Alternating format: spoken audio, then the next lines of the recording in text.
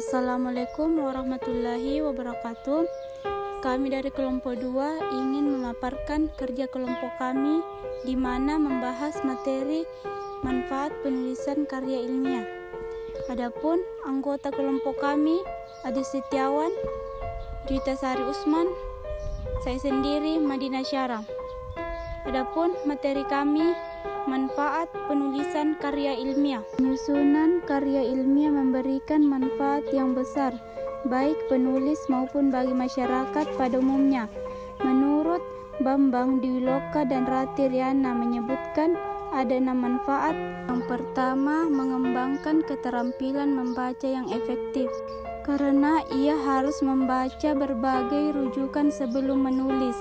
Yang kedua, penulis mendapat kesempatan berlatih mengintegrasikan hasil bacaan dengan gagasan sendiri, kemudian mengembangkannya menjadi pemikiran yang lebih matang.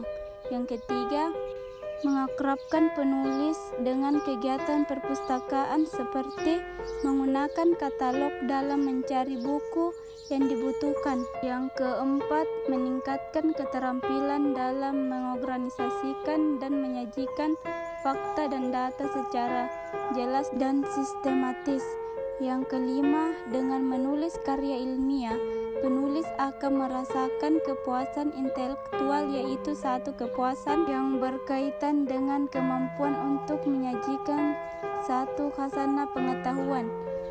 Yang keenam, dengan menulis karya ilmiah, penulis ikut menyumbang bagi perluasan cakrawala ilmu pengetahuan masyarakat. Menentukan topik adalah dengan brainstorming atau curah gagasan, yaitu teknik mengembangkan dan mengumpulkan ide-ide atau konsep yang berkaitan dengan topik. Brainstorming dapat dilakukan dengan berdiskusi dengan teman-teman, bertanya dan berdiskusi dengan pakar yang ahli di bidang subjek topik, mencari dan membaca berbagai literatur. Mengembangkan topik juga dapat dilakukan dengan beberapa cara berikut ini.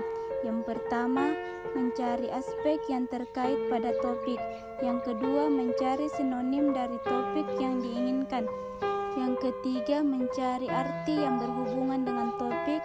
Yang keempat, mencari arti yang lebih luas atau lebih sempit dari topik. Yang kelima, perubahan kata dasar.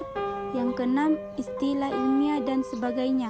Menentukan masalah dan pembatasan masalah. Batasan masalah adalah ruang lingkup masalah atau upaya membatasi ruang lingkup masalah yang terlalu luas atau lebar sehingga penelitian itu lebih bisa fokus untuk dilakukan. Hal ini dilakukan agar pembahasannya tidak terlalu luas kepada aspek-aspek yang jauh sehingga penelitian itu bisa lebih fokus untuk dilakukan. Batasan masalah dapat pula dipahami sebagai batasan pengertian masalah, yaitu penegasan secara operasional definisi operasional masalah tersebut yang akan memudahkan untuk melakukan penelitian pengumpulan data tentangnya. Misalnya, dalam contoh di atas, presentasi kerja mengandung aspek kehadiran kerja, ketepatan waktu kerja, keseriusan atau kesungguhan kerja, benar-benar melakukan kegiatan kerja, ataukah malas-malasan dan buang-buang waktu banyak menganggur. Kuantitas hasil kerja, banyaknya karya yang dihasilkan berbanding waktu yang tersedia, dan kualitas hasil kerja, kerapihan, kecermatan, dan sebagainya dari hasil karya. Menentukan judul karya ilmiah. Cara membuat judul karya ilmiah. Sebelum menentukan judul karya ilmiah yang akan dibuat, sebaiknya kita mengetahui dulu apa yang dimaksud dengan karya ilmiah. Karya ilmiah adalah laporan tertulis yang dilakukan oleh seseorang atau tim dengan mematuhi kaidah dan etika keilmuan.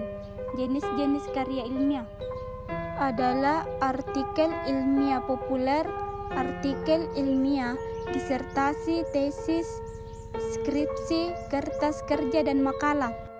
Cara-cara dalam menulis judul karya tulis ilmiah. Yang pertama, observasi pengamatan.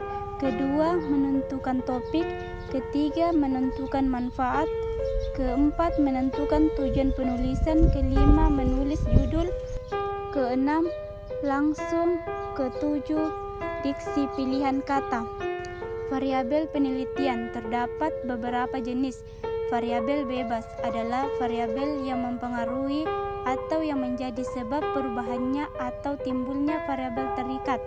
Variabel bebas ini dapat dimanipulasikan untuk memperoleh akibat dari variabel bebas yang diperlakukan. Variabel terikat, variabel yang dipengaruhi atau yang menjadi akibat karena adanya variabel bebas. Variabel terikat tidak dimanipulasi melainkan diamati variasinya sebagai hasil yang dari variabel bebas. Variabel kontrol adalah variabel yang dikendalikan atau dibuat konstan sehingga pengaruh variabel bebas terhadap variabel terikat tidak dapat dipengaruhi oleh faktor luar yang tidak diteliti. Sekian dan terima kasih. Wabillahi taufiq wal hidayah wa ridhoi wal inayah. Assalamualaikum warahmatullahi wabarakatuh.